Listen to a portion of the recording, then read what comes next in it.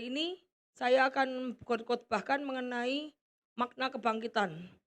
Kita nggak ngerti apa sih makna kebangkitan, kenapa sih Yesus harus mati, harus bangkit, harus melakukan banyak hal itu apa, maksudnya apa tujuannya. Saya akan di sini akan, eee, tahun lalu saya sudah menjelaskan mengenai makna kebangkitan seri 1, seri 2, seri 3. Dan saat ini saya hanya ringkasan aja. Karena yang tahun kemarin saya belum selesai ya berbicara mengenai tipu muslihat iblis, kejatuhan iman. Karena tolong jemaat perhatikan, jangan ada yang main HP, jangan ada yang ignore. Ignore tuh mengabaikan firman Tuhan. Karena zaman ini tuh sudah sangat dekat, ini zamannya falling away. Falling away itu penyesatan. Iblis akan berusaha berbagai macam cara supaya engkau menjauh dari Tuhan. Nggak sadar, kita nggak sadar. Tuhan di sini, lama-lama kok jauh-jauh, jauh, jauh, jauh, dan kita terhilang. Hati-hati, Tuhan tuh mau datang. Saya punya perasaan Tuhan tuh mau datang, tapi kita harus berjaga-jaga, bersiap-siap, terus berdoa senantiasa.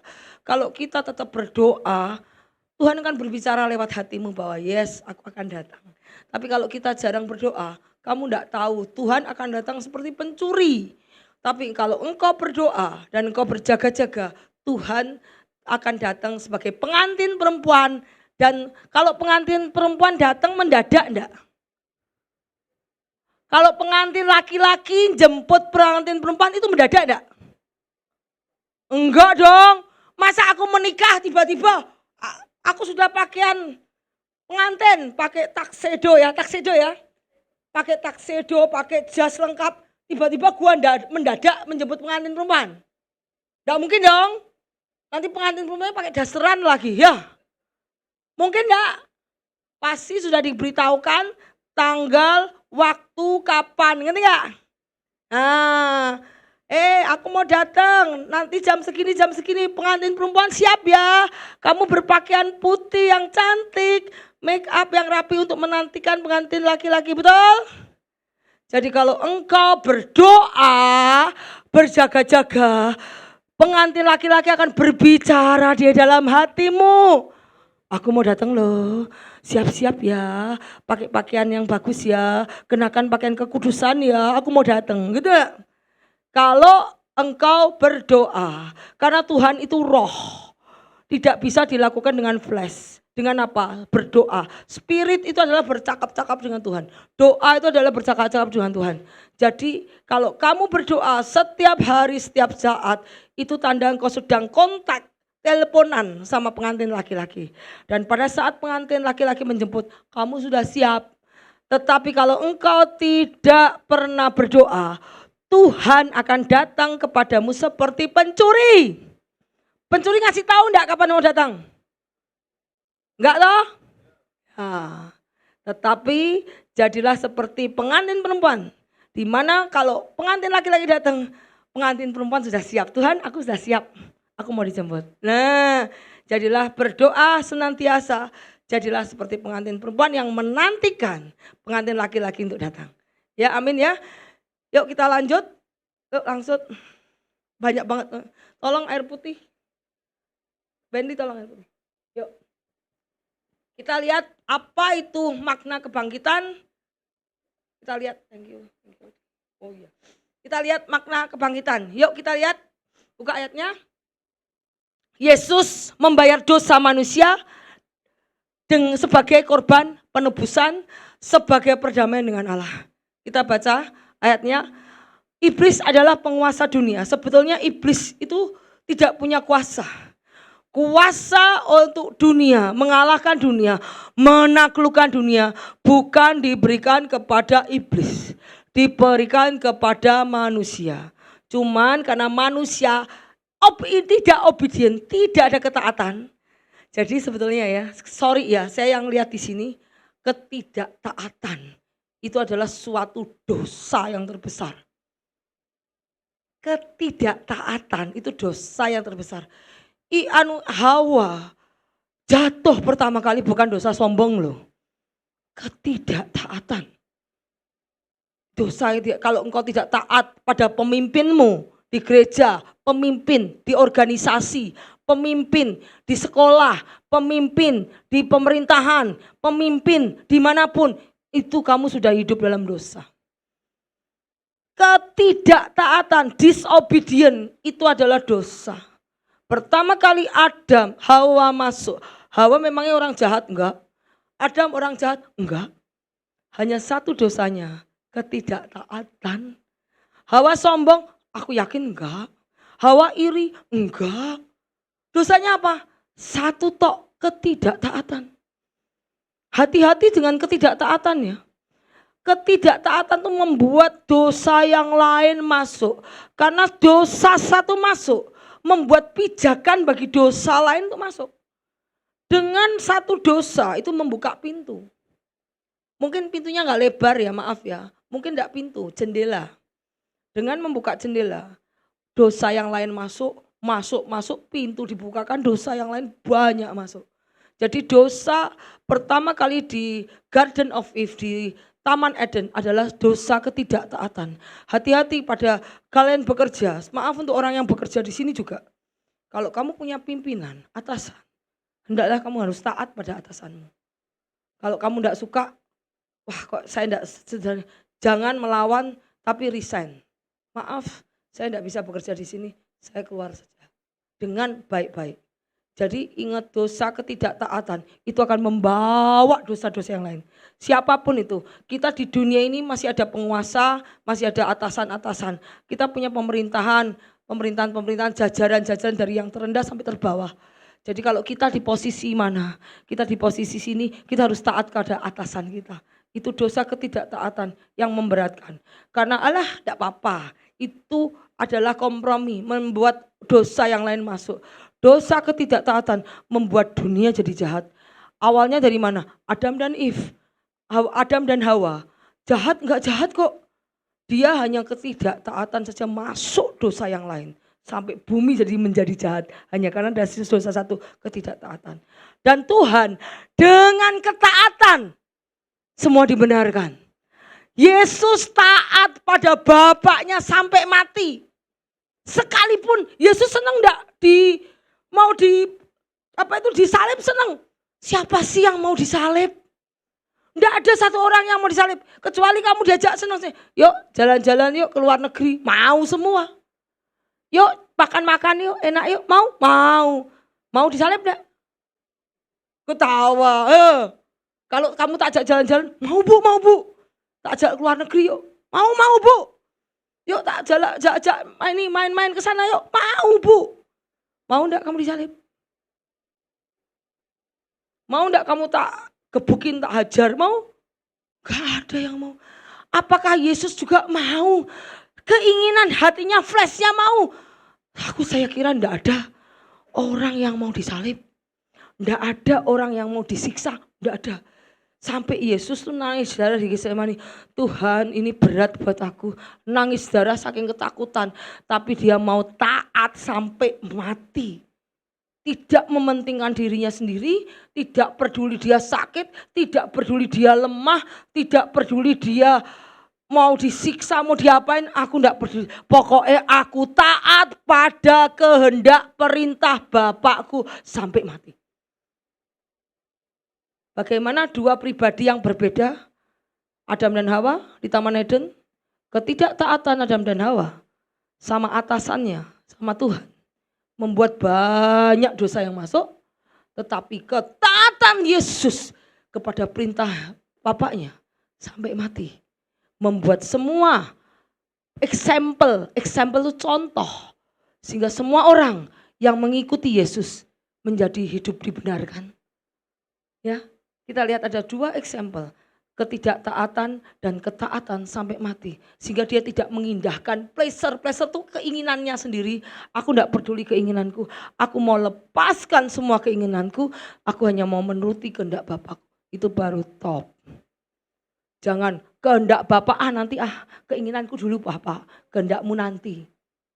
Itu bukan top, itu namanya ketidaktaatan. Berarti engkau sama dengan Adam dan Hawa di Taman Eden. yang siap menyalibkan Yesus untuk kedua. Hati-hati ya jemaat di sini ya. Ketidaktaatan membuat engkau akan menyalibkan Yesus kedua kali.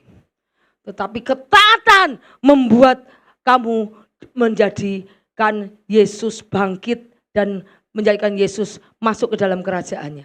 Karena apa? Semua manusia ditetapkan untuk menjadi jemaat atau jemaat menjadi anggota dalam kerajaan. Sekarang saya mau tanya, kenapa sih Tuhan menciptakan manusia? Kenapa? Mau tahu? Karena sepertiga malaikat di surga ada sepertiga malaikat. Dan Tuhan ingin manusia menjadi bagian di dalam kerajaan surga. Maka Tuhan menciptakan manusia sebagai anak. Karena apa? Anak masuk di dalam rumah tetapi hamba di luar rumah. Jadi Tuhan menciptakan manusia untuk menjadi bagian di dalam kerajaannya. Jadi karena iblis itu menjadi di luar rumah. Iblis adalah hamba, manusia adalah anak. Iblis gak suka manusia dianggap anak. Makanya iblis berusaha menjadikan engkau hamba seperti dia hamba. Makanya jangan tertipu oleh iblis. Kita harus taat pada Bapa sampai mati sama seperti Yesus. Karena mahkota kemuliaan, mahkota kehidupan, janji-janji Tuhan sudah disediakan bagi setiap orang yang mengasihi Dia. Amin. Yuk kita lanjut. Kita lanjut. Roma tadi yang belum.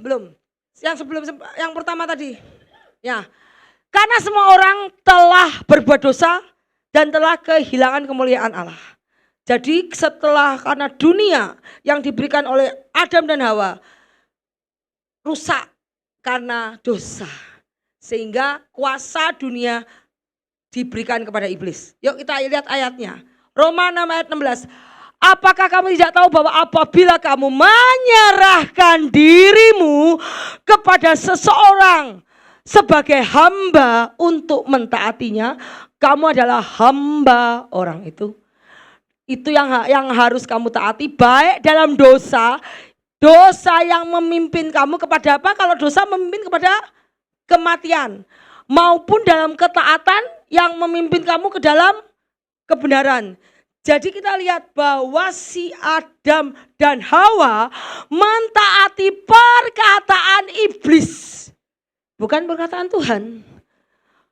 Hendaklah kamu makan aja. Itu iblis. Kalau engkau mendengar perkataan iblis dan mentaatinya, kamu menjadi hamba orang itu. Kamu adalah menjadi hamba orang itu. Dosa yang membawa kamu kematian maupun ketaatan yang memimpin kamu ke dalam kebenaran. Terus setelah Adam dan Hawa mentaati iblis lebih daripada Tuhan. Tuhan senang enggak? Sekarang gini, saya punya taman, saya punya anak, Adam dan Hawa.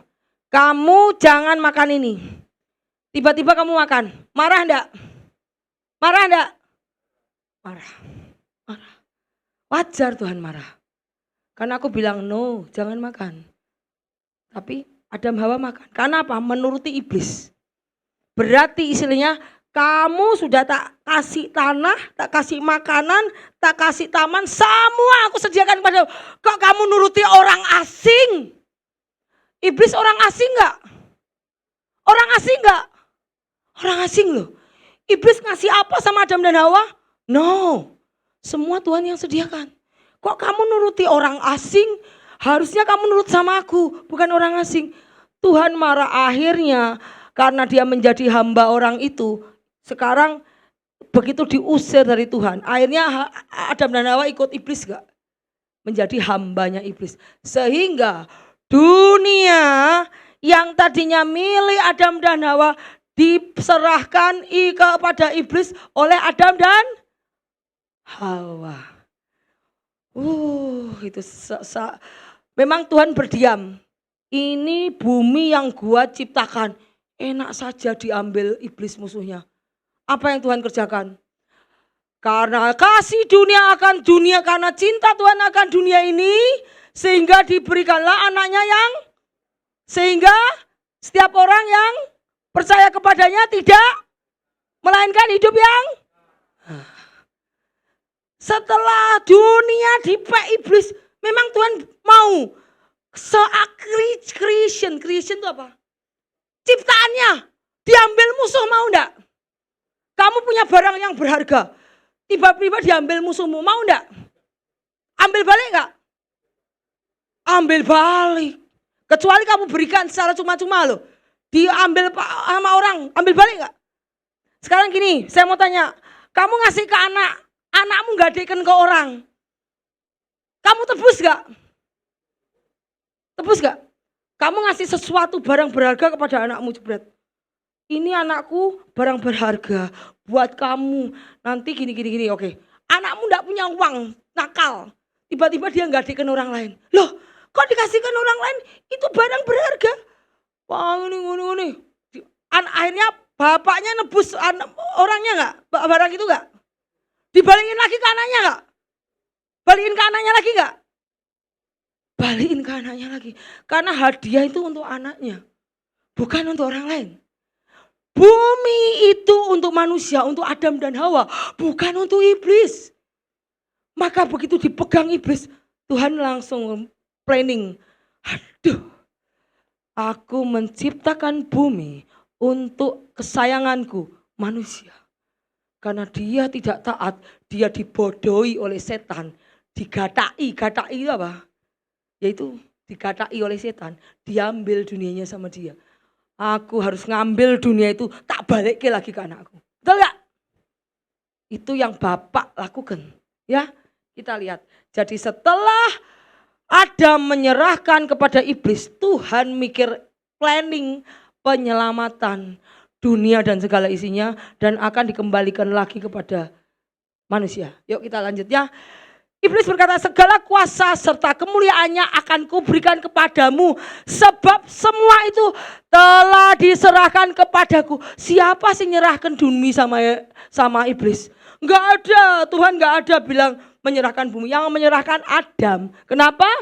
Ayat ini, kamu hamba, menjadi hamba dosa. Karena kamu mendengarkan orang itu, kamu menjadi budak orang. Ya, terus akhirnya kata Yesus kepada mereka, aku berkata, sesungguhnya setiap orang yang berbuat dosa adalah hamba dosa. Hamba tidak tinggal dalam rumah. Hamba tidak tinggal dalam rumah. Tetapi anak itu tinggal dalam rumah. Jadi kalau hamba itu di luar kerajaan surga.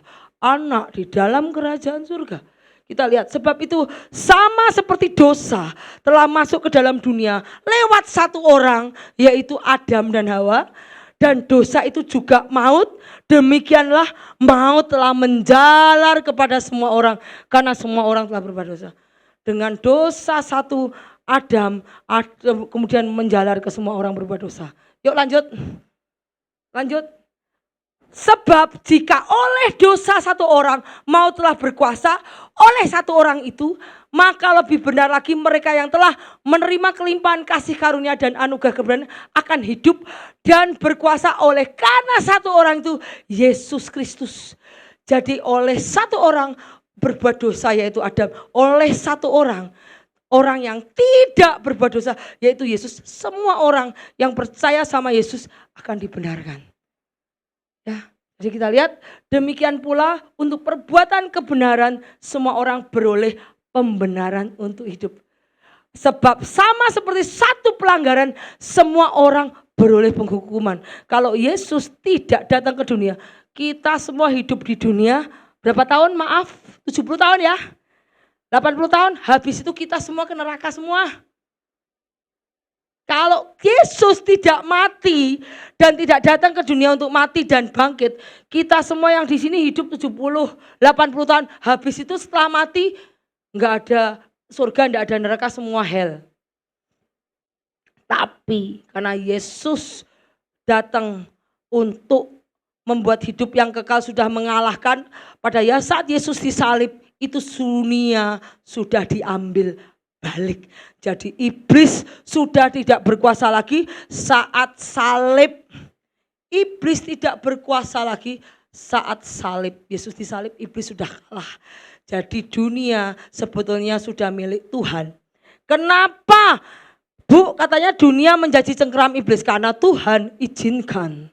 Tuhan izinkan iblis menguasai dunia 3,5 tahun saja.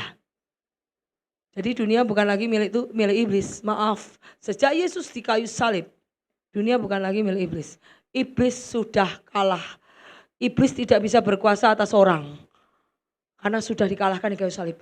Dan kenapa bukan ada antikris? Karena Tuhan izinkan. Tuhan ingin menguji orang-orang yang tertinggal. Maaf ya, amit-amit ya. Kalau ada yang tertinggal, itu semua ujian. Kalau engkau takut lapar, tidak bisa makan. Kalau engkau takut kehilangan anakmu, kamu takut disiksa, kamu takut dia bunuh, kamu akan kehilangan hidupmu. Tapi kalau engkau tidak takut akan kematian, tidak menyayangkan seperti Abraham tidak menyayangkan anaknya untuk dibunuh, itu testing. Kamu akan bersama-sama dengan aku dan seluruh keluargamu yang dibunuh-bunuh itu akan mendapat kemuliaan di surga, nanti akan bertemu kembali. Tetapi kalau kamu lebih menyayangi semuanya itu harta, mau jalan-jalan, kenikmatan dunia, takut dibunuh, takut disiksa, takut mati, kamu akan mengalami kematian yang sesungguhnya, yaitu di lautan api. Itu testing. Ya, karena sebenarnya dunia sudah milik Kristus. Sejak Yesus disalib, sudah diambil balik. Yuk kita lihat, sesungguhnya tangan Tuhan tidak kurang panjang dan pendengaran tidak kurang tajam, mendengar tetapi yang memberajikan pemisah antara kamu dan Allahmu ialah kejahatanmu yang membuat dia menyembunyikan sehingga kamu tidak benar adalah dosamu. Kalau Tuhan diam, tidak ngomong, Bu saya sudah doa tidak dijawab-jawab. Mau tahu rahasianya, kamu bilang Tuhan kalau ada yang salah dalam perkataan, perbuatan, tingkah laku, aku minta ampun. Yang aku sengaja ataupun tidak sengaja. Minta ampun sama Tuhan dulu, maka Tuhan kan setia dan adil. Dia akan mengampuni engkau dari segala kejahatan. Baru setelah itu naikkan permohonan doamu. Ya, karena di sini tertulis yang menjadikan pemisah antara kamu, yang tidak dia mau menyembunyikan diri dari kamu adalah pelanggaranmu, ketidaktaatanmu. Jadi kamu minta ampun atas segala ketidaktataatan. Dan jangan minta ampun terus kumat. Belajar dari pengalaman. Kalau dulu aku tidak taat, aku mau mencoba mentaatkan diri. Nah, ya kita ingat bahwa kita sudah dibayar lunas oleh Yesus. Jadi hidup kita bukan milik kita lagi. Hidup kita harus kita taklukkan pada kehendak Yesus. Karena kita menjadi, kalau sudah dibayar lunas berarti kita bukan milik kami lagi loh. Berarti hidup kita sudah digadaikan dalam dosa dan diambil alih oleh orang yang mengambil, yaitu Yesus Kristus. Sebab kamu tahu bahwa kamu telah ditebus dengan cara hidupmu, oleh cara hidupmu yang sia-sia yang kamu warisi dari nenek moyang. Dosa asal keturunan kita jebrol aja, jadi lahir aja sudah dosa, betul? Kita jebrol dosa asal keturunan, kita sudah dosa. Yang kamu warisi dari nenek moyangmu bukan dengan barang yang fana, bukan dengan emas atau perak, melainkan dengan darah yang mahal, darah yang Kristus, sama seperti darah anak domba yang tak bernoda dan tak bercacat. Ya, karena untuk korban pengampunan dosa harus spotless, korban yang tidak bercacat celah. Tidak boleh ada dosa juga kalau itu manusia. Kalau hewan tidak boleh cacat. Yuk kita lanjut. Lanjut. Kita lihat Allah memberikan anaknya yang tunggal karena mengasihi dunia. Karena begitu besar kasih Allah akan dunia ini sehingga ia dunia. Karena Tuhan ingin lihat, aduh dunia kok dunia mau dihancurkan gampang ya, gampang tinggal ting kasih api dunia hancur semua. Aku membuat lagi. Tapi Tuhan lihat, oh di situ masih ada anak-anak yang baik. Oh di situ masih ada anak-anak yang nurut-nurut, jadi Tuhan tidak mau. Jadi itu karena Tuhan kasih masih anak yang tunggal sehingga yang percaya kepadanya, yo ada ya, yang apa ini? Percaya. Yang tidak percaya kepada Yesus, ya udah dibuang. Kan bukankah hidup ini pilihan? Kamu mau milih percaya atau tidak? Kamu mau milih ke gereja atau ke dugem? Itu pilihan. Tapi ada tertulis, barang siapa orang yang percaya kepada Yesus tidak binasa, melainkan hidup yang kekal. Tetapi barang siapa yang tidak percaya, siap-siap aja di neraka. Kalau tidak tahu neraka, lihat film neraka kemarin. Diapain aja di sana. Ya, kita lihat Yohanes 3 ayat 18. Barang siapa percaya kepadanya, ia tidak akan dihukum. Barang siapa tidak percaya, ia telah berada dalam hukuman. Sebab ia tidak percaya dalam nama tunggal Allah. Dalam hal ini kasih Allah dinyatakan di tengah-tengah kita. Bahwa Allah telah mengutus anaknya ke dalam dunia supaya kita boleh hidup. Dan hampir segala sesuatu disucikan menurut hukum Taurat dengan darah. Tanpa pengunumpahan darah tidak ada pengampunan. Makanya waktu di Taman Garden of Eve, di Taman Getsemani, di Taman Eden, waktu Adam dan Hawa berbuat dosa, Tuhan menyembelih domba untuk memberikan pakaian. Harus ada pertumpahan darah di sana. Ya, kita lihat untuk memberikan pakaian itu boleh disembelih domba. Betapa lebihnya darah Kristus yang oleh rohnya yang kekal telah mempersembahkan dirinya sendiri kepada Allah sebagai persembahan yang tidak bercacat, akan menyucikan hati nurani kita dari perbuatan yang sia-sia supaya kita dapat beribadah kepada Tuhan yang benar. Jadi darah Kristus diberikan rohnya yang kekal masuk ke dalam hati kita supaya kita taat kepada Tuhan, ya. Yuk kita lanjut. Yuk. Nah, kita lihat. Tetapi sekarang yang di dalam Kristus, kamu yang dahulu jauh sudah menjadi dekat. Dahulu kita jauh masuk ke jurang dosa, ini masuk ke jurang maut, tetapi kita dikasih salib supaya masuk ke dalam kerajaannya. Tuhan menjadi pengantara. Ya, karena dialah yang telah mempersatukan kedua pihak. Tadi iblis orang asing dan Tuhan pemilik Adam dan Hawa. Satu adalah Tuhan Yesus sebagai pemilik Adam dan Hawa, satunya orang asing. Karena karena dialah damai sejahtera mempersatukan kedua pihak yang telah merubuhkan tembok pemisah, yaitu perseteruan. Sebab dengan matinya sebagai manusia, ia telah membatalkan kutuk hukum Taurat dengan segala pemerintah dan ketentuannya untuk menciptakan keduanya menjadi satu manusia baru dalam dirinya dengan menadakan damai sejahteranya. Dan untuk memperdamaikan keduanya di dalam satu tubuh oleh salib dengan melenyapkan perseteruan dari salib itu. Jadi karena Tuhan sudah tidak bisa berhadapan dengan manusia karena dosa, maka Yesus harus datang kepada manusia sebagai mediator. Mediator tahu nggak? Wakil manusia, untuk menjadi wakil manusia kepada Tuhan. Yesus sebagai mediator menghubungkan antara manusia dengan Tuhan.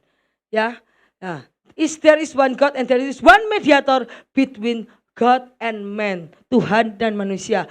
The man adalah Yesus Kristus yang memberikan dirinya sebagai tebusan untuk manusia yang berdosa.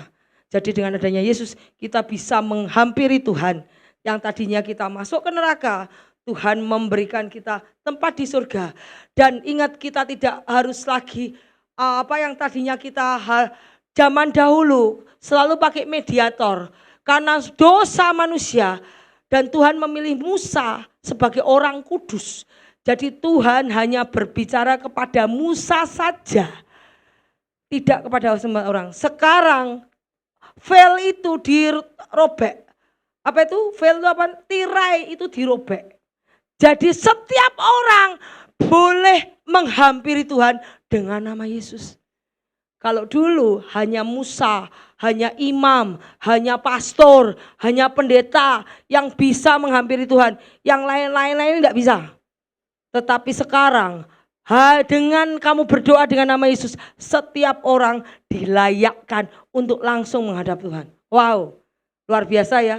Kita dilayakkan untuk menghadap Tuhan. Luar biasa. Yuk kita lanjut. Jadi saudara, oleh darah Yesus kita penuh keberanian masuk ke dalam tempat yang kudus.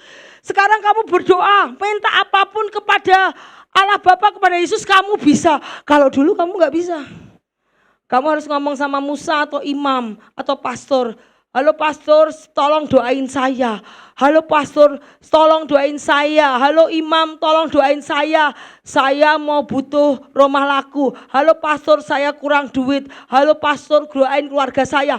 Dulu kamu harus datang ke pastor. Sekarang tidak usah.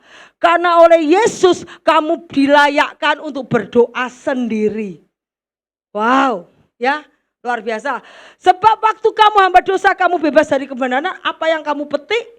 Tetapi sekarang setelah kamu dimerdekakan oleh dosa, setelah kamu menjadi hamba Allah, kamu beroleh buah kepada pengudusan. Sebab upah dosa adalah maut, tetapi karunia Allah hidup kekal. Ya, jadi kita berhak dan kamu mengetahui kebenaran setelah kamu masuk percaya kepada Yesus, kamu melakukan perintahnya. Dari mana Tuhan perintahnya? Dari firman. Matius, Markus, Lukas, Yahya. Kamu belajar dari kisah perjanjian baru, di situ ada perkataan Yesus, lakukan itu dan kamu akan dimerdekakan. Yuk lanjut. Yuk. Nah, kamu dahulu mati oleh pelanggaran. Nah, ini kita baca, ini bagus nih. Dahulu mati kamu oleh pelanggaran. Kamu hidup di dalamnya karena kamu mengikuti jalan dunia ini. Kalau engkau mengikuti jalan dunia ini, kamu hidup dalam pelanggaran. Jangan mengikuti jalan dunia, jangan berjalan dalam nasihat orang-orang dunia yang tidak senang ke gereja, tidak senang firman, tidak senang mengikuti baca Alkitab. Jangan, kamu lagi dalam pelanggaran. Kita lihat, dahulu kamu mati karena pelanggaran dan dosamu. Kamu hidup di dalamnya karena kamu mengikuti jalan dunia ini. Karena kamu mentaati penguasa kerajaan angkasa, yaitu roh. Penguasa kerajaan angkasa, bukan dunia loh. Angkasa. Kan roh-roh jahat tinggalnya di mana? Angkasa. Yes. Angkasa. Roh yang sekarang sedang bekerja di antara apa?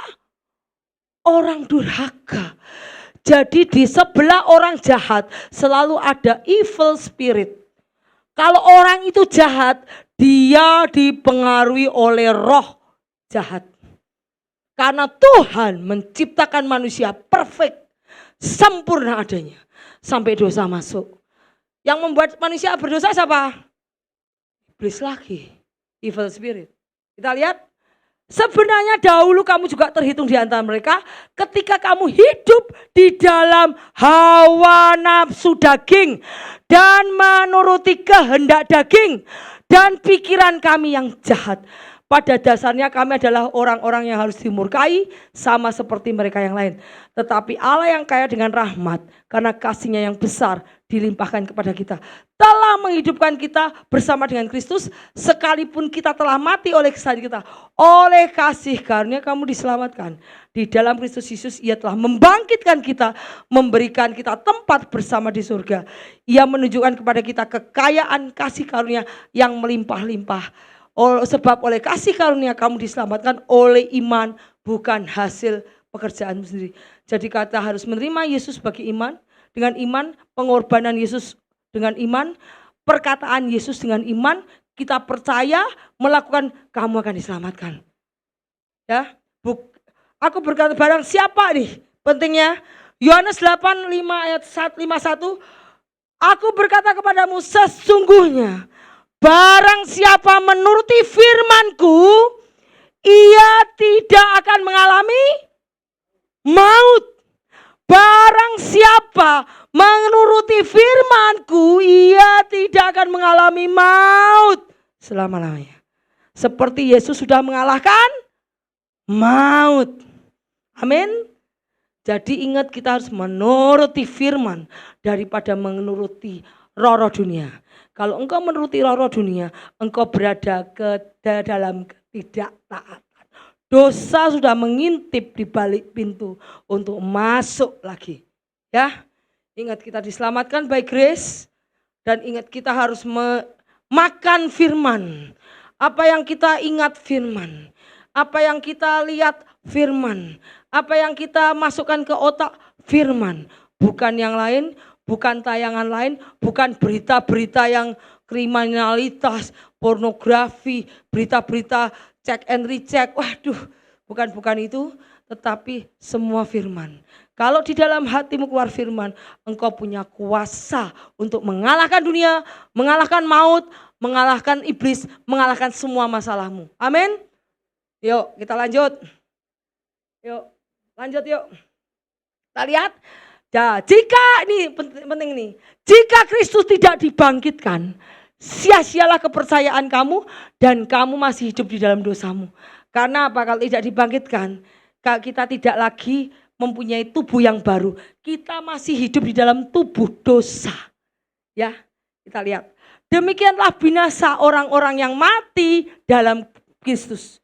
Jikalau kita hanya hidup ini menaruh pengharapan pada Kristus, maka kita adalah orang yang paling malang. Tetapi yang benar ialah bahwa Kristus telah dibangkitkan di antara orang mati sebagai yang sulung dari orang yang meninggal.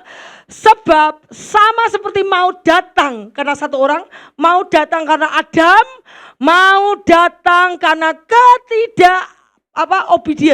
ketidaktaatan Adam. Karena maut datang karena tidak taatan satu manusia. Demikian juga kebangkitan orang mati datang karena Yesus. Ketaatan Yesus engkau dibangkitkan. Ya. Sama seperti semua orang yang mati dalam persekutuan. Nah, sama seperti semua orang mati dalam persekutuan dengan Adam. Karena Adam adalah hamba dosa. Mengikuti iblis, mengikuti roh dunia ini adalah hamba dosa. Kalau engkau mengikuti bukan dari firman, engkau adalah hamba dosa. Demikian pula semua orang yang dihidupkan kembali dalam persekutuan Kristus. Saat engkau mengaku dosamu dan berbalik dan mengikuti firman Tuhan, engkau dihidupkan kembali. Jadi tiap-tiap orang menurut urutannya. Kristus sebagai buah sulung, the first fruit of resurrection. Buah pertama yang dibangkitkan adalah Yesus. Kemudian setelah itu mereka yang menjadi miliknya pada waktu kedatangannya. Mereka yang menjadi miliknya pada waktu kedatangan. Menjadi miliknya apa? Mereka yang sudah dipenuhi oleh Roh Kudus akan dibangkitkan pada akhir zaman. Dibawa pada Yesus kepada kerajaannya. Kemudian tiba kesudahannya ya. Bila mana ia menyerahkan kerajaan kepada Allah Bapa sesudah membinasakan pemerintahan, kekuasaan dan kekuatan. Jadi kerajaan dunia ini kembalikan kepada Bapa setelah dia disalib, setelah dia membinasakan iblis dan semuanya yang berkuasa di dunia. Dia kembalikan, ini Bapa, dunia aku kembalikan kepadamu. Dunia yang tadinya kamu beri kepada Adam, tapi diberikan Adam kepada iblis. Sekarang sudah aku ambil kembali, aku berikan kepada Bapa kembali. Ya, setelah membinasakan segala pemerintahan, kekuasaan dan kekuatan. Ya, kemudian ia harus memegang nih. Kita baca ayat 25, ini bagus sekali. Ia harus memegang pemerintahan sebagai raja sampai Allah meletakkan semua musuhnya di bawah kakinya. Dan yang bawah, musuh yang terakhir yang dibinasakan adalah dengan bangkit kembali dari kematian. Tuhan mengalahkan maut. Amin. Dengan Yesus bangkit kembali dari maut, berarti Yesus sudah mengalahkan musuh terakhir, yaitu setelah Yesus bangkit dari kematiannya, dia dilantik menjadi raja. Dia kembali kepada Tuhan. Bapa, aku sudah mengalahkan musuhku di dalam hatiku, iblis-iblis sudah dikalahkan, dan musuh terakhir adalah maut. Aku tidak berdosa sehingga aku dibangkitkan. Dia kembali bapaknya. Di surga terjadi inauguration. Inauguration itu apa? Pelantikan. Tahu. Jadi setelah Yesus naik ke surga, dia dilantik menjadi raja di surga. Ngerti? Tapi ingat, Yesus punya wilayah enggak? Belum. Sekarang mau saya tahu, Yesus mengalahkan musuh. Sudah. Dia pergi ke tempatnya sudah dikuasai, dia pergi ke Bapak. Bapak, aku sudah mengalahkan iblis dan ini sekarang kuasa di tanganku dibalikin ke Bapak. Pada saat Yesus naik ke surga, itu terjadi inauguration. Inauguration itu adalah pelantikan. Yesus dilantik sebagai raja di surga, tapi belum punya wilayah. Betul enggak? Belum punya wilayah. Pada saat Armageddon, dia ambil wilayahnya dan mendirikan kerajaan di bumi. Ya, jadi itu ceritanya.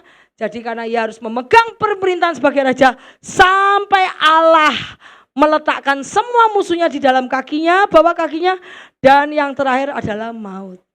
Kenapa? Karena ketaatan Yesus sampai mati. Yesus pun dites enggak sama Bapak? Dites. Kalau engkau datang ke dunia, engkau taat sampai, kau lebih taat sampai mati, maka pemerintahan dunia akan diberikan kepadamu. Yesus taat sampai mati, makanya dia, Tuhan teteleste, udah selesai ya Tuhan tugasku. Aku sudah melakukan tugas Bapak dengan baik. Sudah selesai. Berarti Tuhan sudah berhasil dan dia bangkit, dia pulang kepada Bapaknya, dilantik di surga sebagai raja dan Tuhan mengerahkan seluruh pasukannya untuk menduduki bumi. Semua iblis ditebas, Tuhan baru punya wilayah. Karena suatu kerajaan surga harus punya penduduk, harus punya daerah. Masa kamu raja, mana daerahmu? Enggak ada, raja apa itu? Daerah harus punya wilayah dong. Nah, makanya Yesus datang dengan semua pasukan di surga untuk mengambil alih wilayah yang sudah di dunia ini dikuasai oleh manusia-manusia dan oleh iblis-iblis diambil dan kemudian penduduk sudah ada, yang rapture itu menjadi penduduk-penduduknya. Amin. Ya, itu ceritanya. Jadi kalau belum tahu ceritanya, apa sih kebangkitan? Apa sih kematian? Ini ceritanya seperti itu, ya. Yuk lanjut. Yuk. Akulah kebangkitan hidup, barang siapa percaya kepada ia akan mati, ia akan hidup walaupun ia sudah mati. Tetapi Yesus berjawab mereka, telah tiba saatnya anak manusia dimuliakan. Sesungguhnya jika biji gandum tidak jatuh ke dalam tanah, ia tetap satu biji saja. Tapi kalau ia mati, ia menghasilkan banyak buah. Jadi Yesus seperti benih. Kalau kamu benih tidak jatuh ke tanah dan mati, dia tidak akan berbanyak, jadi banyak. Tetapi Yesus mati untuk menghasilkan tebusan bagi banyak orang. Ya, aku telah mati namun lihatlah aku hidup sampai aku memegang segala kunci maut dan kerajaan maut. Jadi surga dan neraka adalah milik Tuhan. Kalau kamu mau ke surga, kamu harus kenal neraka juga milik Tuhan. Kalau kamu tidak kenal pemiliknya, kamu dikasih ke neraka. Karena kamu tidak harus ketemu pemiliknya. Karena pemiliknya bukan di neraka, di surga yang akan menyambut kamu. Kalau kamu tidak kenal pemiliknya, udah sana sama orang anak buahku di neraka. Aku tidak kenal juga. Kalau engkau kenalinya, kau disambut gak? Disambut kan? Halo Benly, datang masuk makan. Disambut. Kamu siapa? Aku enggak kenal kamu. Enggak kan kamu disambut di surga. Kalau kamu enggak mengenal pemiliknya, kita harus mengenal pemiliknya. Lalu maut dan kerajaan maut itu dilemparkan ke dalam lautan api, kematian kedua. Ini adalah kematian kedua. Jika kita hidup dalam terang, sama seperti dia di dalam terang, beroleh persekutuannya. Jika kita percaya, nih satu lagi ya, karena jikalau kita percaya bahwa Yesus telah mati dan telah bangkit, maka kita percaya juga bahwa mereka yang telah meninggal di dalam Yesus akan dikumpulkan oleh bersama-sama Allah bersama-sama dengan dia. Jadi setiap orang yang meninggal di dalam Kristus, kamu akan dibangkitkan kembali. Jadi tidak usah khawatir ya. Bahkan kamu lebih cantik, muka enggak tua, enggak. Karena di surga itu kekal. Surga itu kekal. Yesus aja enggak bisa tua. Yesus enggak bisa tua ya. Jadi surga itu kekal. Jadi semua yang meninggal di dalam Tuhan akan dibangkitkan kembali. Yuk lanjut yuk. Yuk lanjut. Kita lihat. Ia telah melepaskan kita dari kuasa kegelapan, memindahkan ke dalam kerajaan anaknya. Di dalam dia kita memperoleh penebusan. Ia gambar Allah yang tidak kelihatan, yang sulung, karena di dalam dia diciptakan segala sesuatu.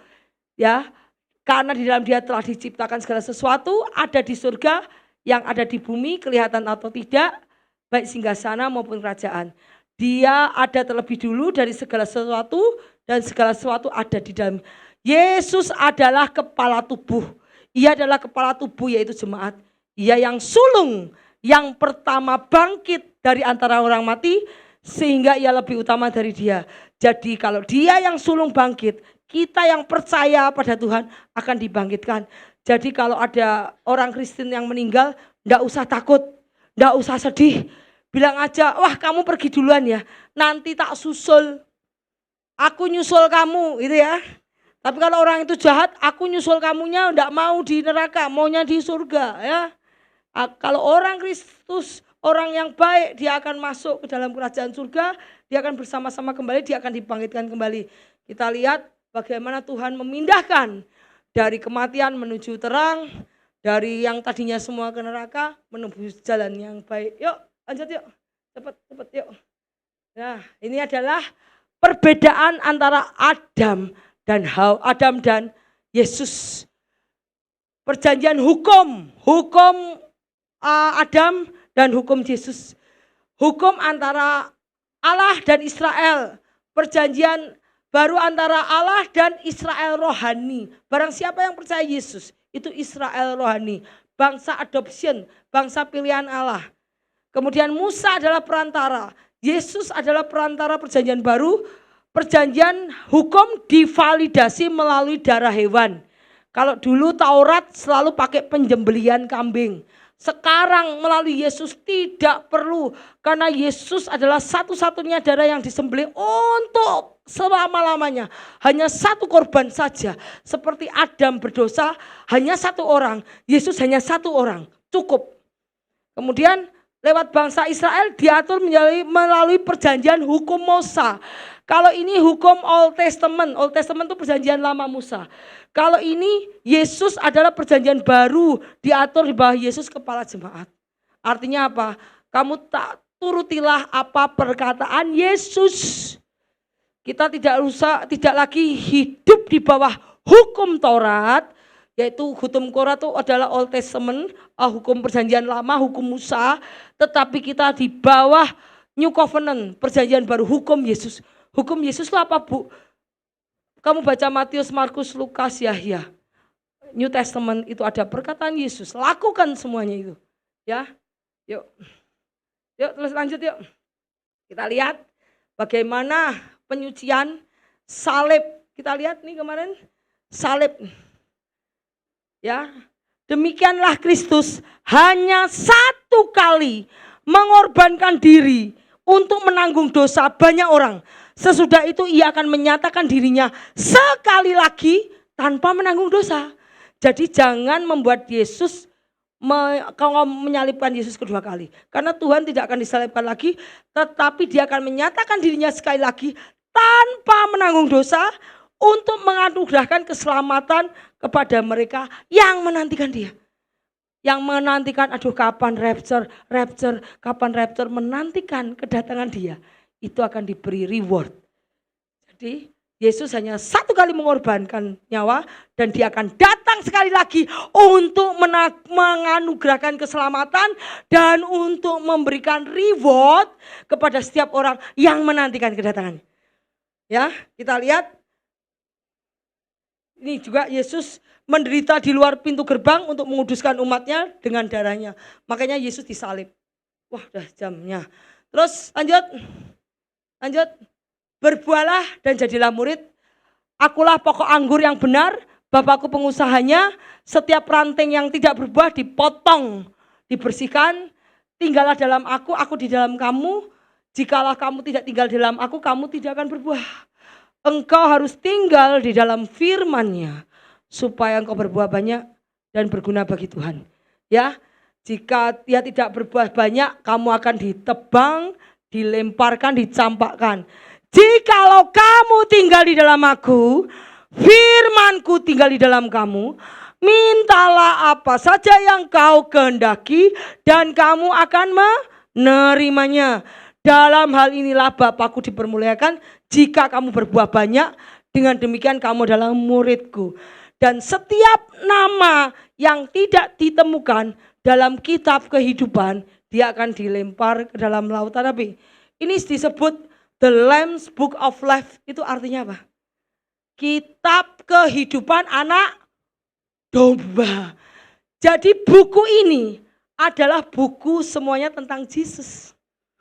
Ngerti ya? Jadi buku kehidupan tentang Yesus, buku tentang Yesus hidup di dunia, Yesus sebagai anak, Yesus sebagai remaja, Yesus sebagai disalib, Yesus mati, Yesus bangkit, apa yang Yesus kerjakan di dunia. Ini adalah The Lamb Book of Life. Dan siapa-siapa yang percaya kepada Yesus dicatat di sini. Misalnya, wah Richard menerima Yesus sebagai juru selamat dan hidup dibaptis. Hore Richard dibaptis. Di sini ditulis Richard. Wenli sudah dibaptis. Di sini ditulis Wenli. Setiap orang yang menerima Yesus, menerima sebagai juru selamat yang hidup, dia dicatat di Lamb's Book of Life. Tetapi kitab itu bisa dihapus gak? Bisa. Kalau engkau tiba-tiba menyeleweng dari imanmu, malaikat ngambil stip itu apa? Penghapus. Oh tadinya orang ini bertobat, sekarang sudah kena iblis, kena bisikan setan. Dia jadi tidak obedient, disobedient. Jadi dia tidak ada ketaatan lagi. Jatuh kayak pada waktu Adam dan Hawa. Dihapus. Dan kamu kitab kehidupan bisa dihapus. Pada saat penghakiman nanti dilihat kitabnya, loh ada enggak dipanggil, enggak ada namanya. Kamu dilempar ke api. Jadi ingat, jangan bangga kamu hidup di dunia ini kalau namamu tidak ditulis di dalam kehidupan. Nama di dalam kehidupan bisa ditulis. Karena pada judgment nanti bukunya tidak hanya satu. Ini buku Lamb. Lamb itu bukunya Yesus. Barang siapa menerima Yesus akan dicatat. Tetapi ada buku kehidupanmu sendiri. Buku kehidupan akan dibuka di sana. Apa yang kamu katakan, apa yang kamu lakukan, apa yang kamu pikirkan, semua sudah di CCTV sama Tuhan. Semua perkataanmu, semua perbuatanmu yang tersembunyi, yang kelihatannya tidak dilihat orang, semua dicatat di dalam buku kehidupan kalian masing-masing. Dan itu semua akan dibukakan di judgment, penghakiman tata Allah. Termasuk buku Lamb of God. Dia dilihat namamu ada di sini enggak? Kalau namamu di sini, kamu tidak akan masuk ke pengadilan tata putih. Tapi kalau namamu tidak di sini, kamu akan dimasukkan ke dalam pengadilan tata putih. Dan itu ada buku kehidupanmu sendiri. Apa yang kamu katakan, apa yang kamu lakukan, apa yang kamu kerjakan, tersembunyi atau tidak, semua dicatat. Kita tuh punya CCTV Tuhan surga yang melihat kita 24 jam. Jadi hati-hati. Ya, kita lanjut yuk. Nah, saya mau ngomong sebentar saja. Apa itu first fruit? First fruit itu adalah tuaian pertama dari Tuhan. Pada saat, tadi saya ngomong ya, Tuhan datang untuk Tuhan, aku mau menyelamatkan dunia. Dunia sudah menjadi milik iblis. Oke, selamatkan dunia. Tapi ingat, setelah kamu conquer, mengalahkan land, mengalahkan negeri itu, harus membawa persembahan buat Tuhan enggak? Persembahan enggak? Nah, ya kita harus membawa persembahan. Saya ini hanya sebentar, yuk sebentar lagi. Tuhan berfirman, jadi lihat nih ya. Ini sorry ya, ini hukum conquer the land. Hukum kalau engkau masuk ke dalam tanah Kanaan, kalau engkau mendapat pemulihan, kalau engkau dipulihkan sama Tuhan, ini ada hukumnya. Yuk, lihat. Tuhan berbicara kepada Musa, berbicara kepada orang Israel, apabila kamu sampai ke negeri yang kuberikan kepadamu, contohnya tanah Kanaan, contohnya Yesus mau mengambil balik dunia, berarti dunia diberikan kepada Yesus, betul gak? Yesus mau mengambil alih dunia, berarti dia ngomong sama Yesus gini, Allah Bapa, jika apabila kamu sampai ke negeri yang akan kuberikan kepadamu, yaitu dunia, dan kamu menuai hasilnya, maka kamu harus membawa seberkas hasil pertama dari penuaiannya kepada imam. Imamnya siapa? Yesus sendiri, karena Yesus adalah the high priest, betul? Di sini imamnya setelah Yesus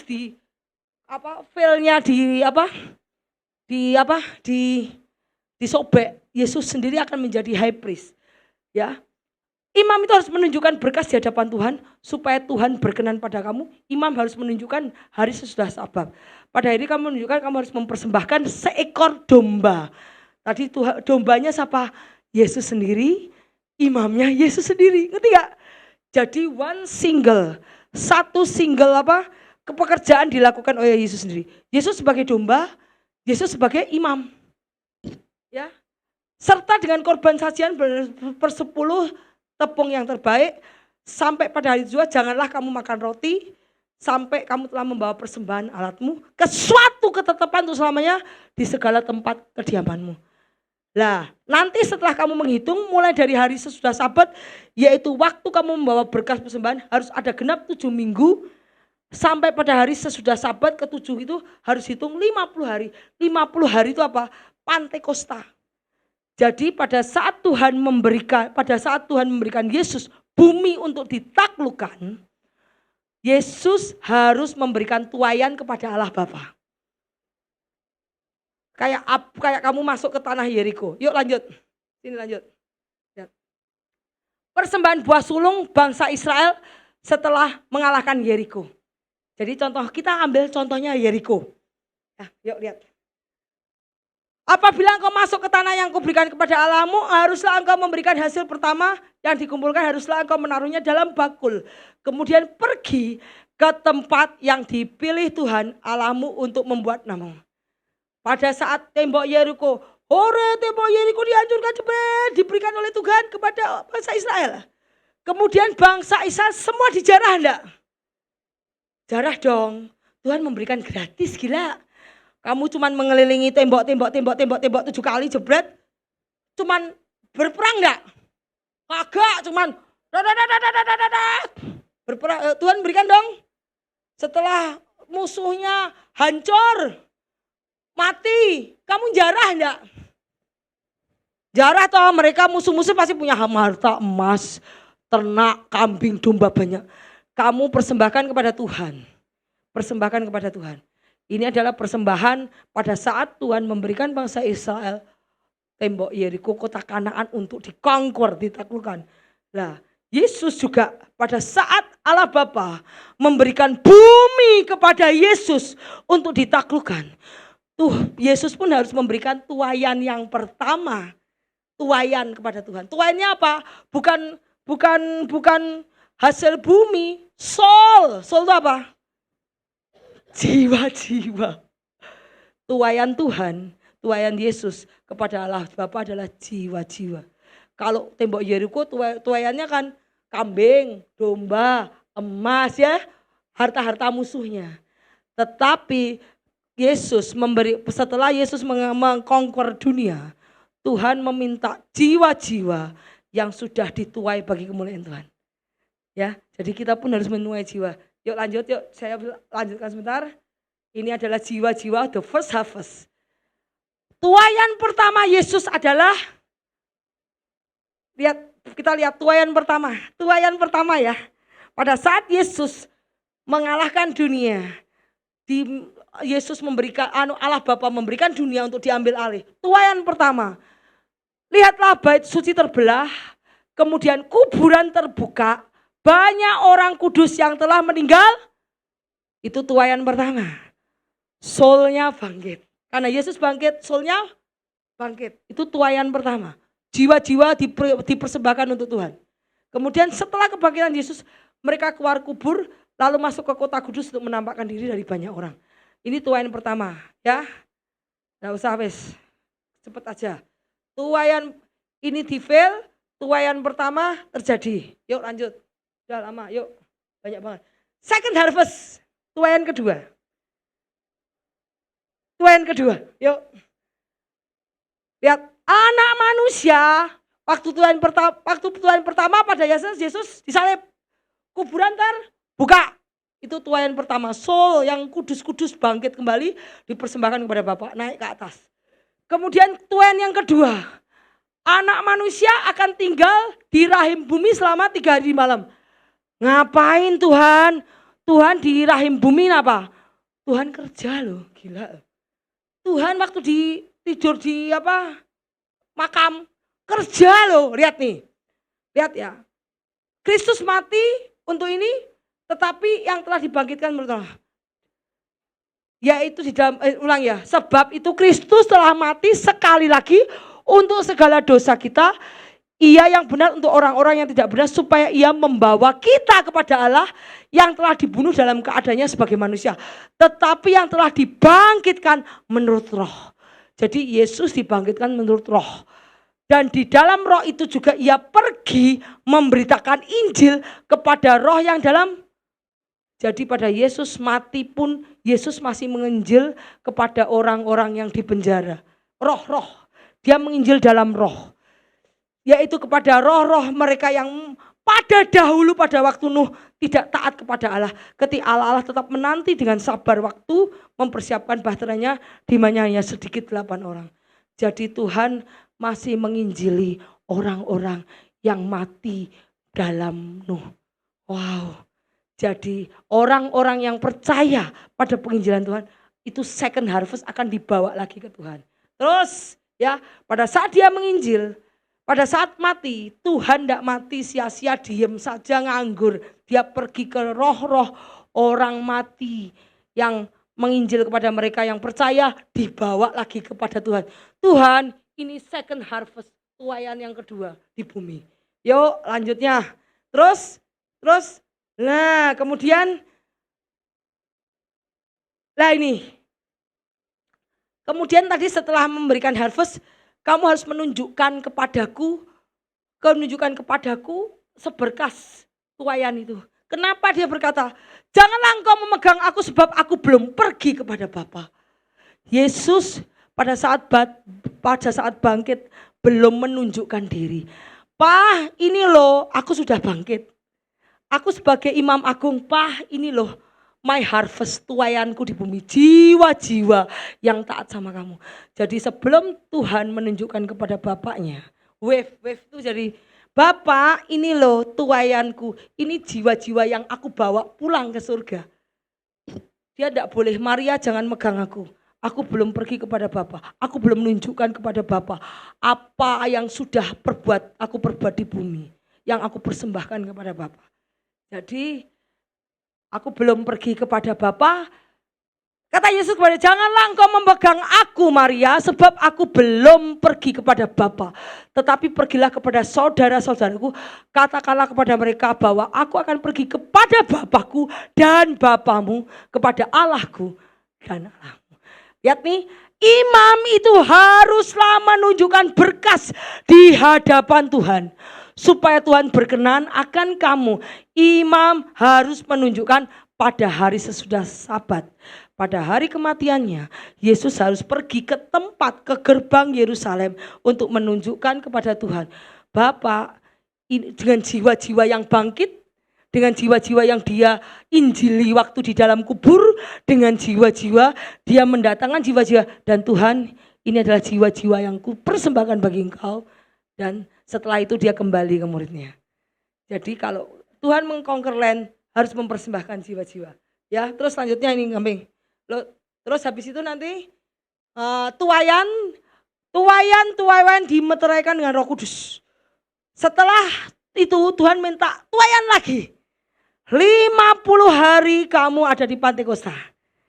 50 hari setiap orang, setelah Yesus naik ke atas ada 500 orang yang mengikuti Yesus. Tetapi hanya 120 orang yang tidak mentaati Yesus. Hanya 120 orang yang di loteng atas menantikan kedatangan Yesus. Semua orang bisa ke gereja, tetapi hanya sedikit yang menantikan kedatangan Yesus. Hanya yang menantikan kedatangan Yesus yang beroleh keselamatan. Tolong saudara-saudara, kalau engkau mengerti firman Tuhan, begitu detailnya Allah kita. Hari ke-50 ada 500 lebih orang yang menyaksikan Yesus naik ke surga. Dan Yesus berkata, tunggulah pada hari Pantekosta, engkau tunggu di ruang atas. Aku akan datang kembali memberikan rohku. Kamu tunggu di sana. Dari 500 orang hanya 120. Di mana yang 380? Yang 380 tidak mau, tidak sabar menantikan kedatangan Yesus. Mereka tidak beroleh keselamatan. Hanya 120 orang yang menantikan di loteng atas yang mendapatkan keselamatan. Ini terjadi di masa sekarang. Hanya banyak orang yang dipanggil, tetapi mereka akan yang sedikit yang dipilih. Karena yang dipilih itu yang sungguh-sungguh menantikan kedatangan Tuhan Yesus yang kedua kali. Kita lihat di loteng atas. Di loteng atas dari 500 orang hanya 120 orang yang taat pada perintah Yesus. Pergilah engkau, hari kesekian aku akan menurunkan Roh Kudus. Kamu di loteng atas. Hanya 120 orang yang di loteng atas dan menerima Roh Kudus. Yang 300 gak tahu kemana. Padahal 500 orang menyaksikan Yesus naik. Tapi mereka tidak sabar menunggu. Dan hanya mereka yang dimeteraikan oleh Roh Kudus yang berhak masuk ke dalam kerajaannya. Yuk kita lanjut. Yuk lanjut yuk. Nah, buah kebangkitan yang kedua. Buah kebangkitan pertama Yesus. Kedua kebangkitan yang kedua. Pertama tadi Yesus dan orang-orang yang keluar dari kubur saat Yesus mati disalib, tadi kubur terbuka, kemudian kita akan menantikan buah kebangkitan yang kedua. Yuk kita lihat. Aku berkata kepadamu, mengapakah engkau berdiri melihat langit? Yesus ini yang terangkat ke surga meninggalkan kamu akan datang kembali dengan cara yang sama seperti kamu melihat dia naik ke surga. Sebab pada waktu tanda diberi, pada waktu penghulu malaikat berseru, sangkakala berbunyi, maka Tuhan sendiri akan turun dari surga. Mereka yang mati dalam Kristus akan lebih dahulu bangkit. Sesudah itu kita yang hidup yang masih tinggal akan diangkat bersama-sama dengan mereka dalam awan menyongsong Tuhan di angkasa. Demikian kita akan selamanya-lamanya tinggal bersama-sama dengan Tuhan. 1 Korintus, dalam sekejap mata pada waktu bunyi nafir yang terakhir akan berbunyi, orang yang mati akan dibangkitkan dalam keadaan yang tidak dapat binasa. Wow. Lihat kita lihat, pada waktu bunyi nafiri akan berbunyi, orang-orang yang mati akan dibangkitkan dalam keadaan yang tidak binasa lagi. Kita semua akan diubahkan. Ini adalah the last harvest. Tuaian yang besar. Tuhan berjanji, Bapak, pada saat aku mati, aku hanya membawa segini tuaian. Tapi pada saat aku datang kembali, aku akan banyak membawa tuaian yang sangat banyak untuk Bapak. Yaitu jiwa-jiwa yang akan dimeteraikan oleh Roh Kudus. Yang akan dibawa semua dari seluruh dunia kepada Tuhan. Itu adalah tuaian yang terbesar. Ya, jadi pada saat engkau diberikan pemulihan, diberikan kelimpahan, apa yang sudah engkau persembahkan kepada Tuhan. Ya Tuhan itu menuntut Yesus, mana tuaianmu, mana jiwa-jiwa. Ini Bapa. Padahal saat itu akan semua Tuhan akan mengumpulkan orang-orang yang sudah disebar lewat Roh Kudus dari utara, timur, selatan. Roh Kudus menyebar. Dan semua akan dituai dari utara, timur, barat, selatan. Pada saat trompet berbunyi, itu tuaian yang besar seluruh dunia akan dibawa kepada Bapa. Wow, dahsyat ya. Lanjut. Habis ini, udah ya. Ya, kemudian apa tuaian dibawa kemana tuaiannya? Kita lihat tuaiannya. Engkau membuat mereka menjadi suatu kerajaan. Engkau membuat mereka menjadi imam-imam. Dan mereka memerintah sebagai raja di bumi. Ya ampun, yang tadinya kita jadi hamba dosa, kita miskin di dunia, kontrak uang gak bisa bayar, kita diangkat loh jadi anak kerajaan. Ya ampun Tuhan semua. Wow, sebenarnya kita gak layak ya. Tapi Tuhan, kamu akan membuat mereka sebagai menjadi imam-imam dan mereka memerintah sebagai raja. Maka aku melihat, mendengar suara banyak malaikat sekeliling tahta, jumlah mereka belaksana. Anak domba yang disembelih itu layak menerima kuasa, kejayaan, hikmat, kekuatan, hormat, kemuliaan dan puji-pujian. Dan aku mendengar semua makhluk di surga, yang di bumi, di bawah bumi, yang di laut, dan semua yang ada di dalam berkata, bagi Dia yang duduk di atas tahta, bagi anak domba, puji-pujian, hormat, kemuliaan, kuasa dan selamanya. Keempat itu makhluk. Sebab di sini kita tidak mempunyai tempat tinggal yang tetap, tetapi kita mencari kota yang akan datang.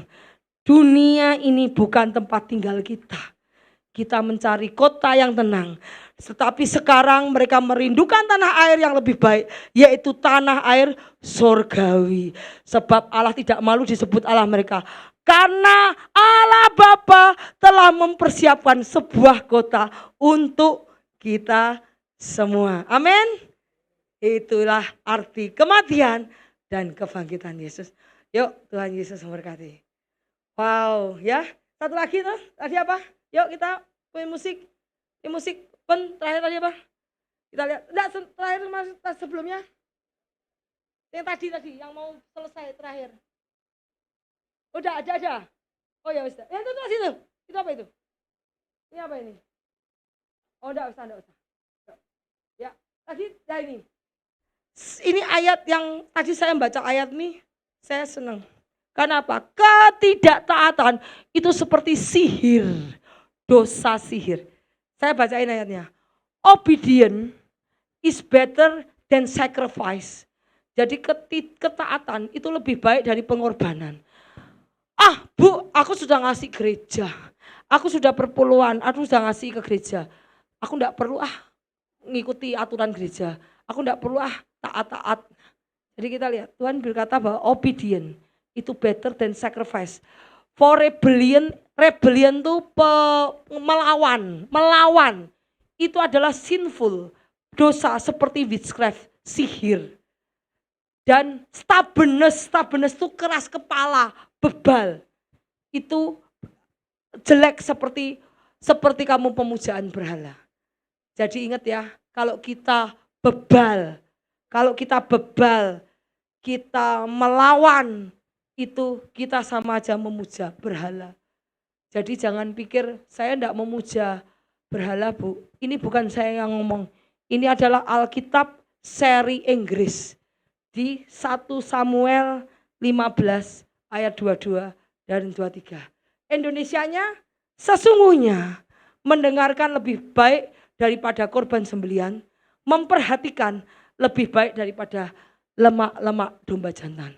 Jadi ingat, jangan karena kamu tidak taat itu membawa dosa dalam hidupmu.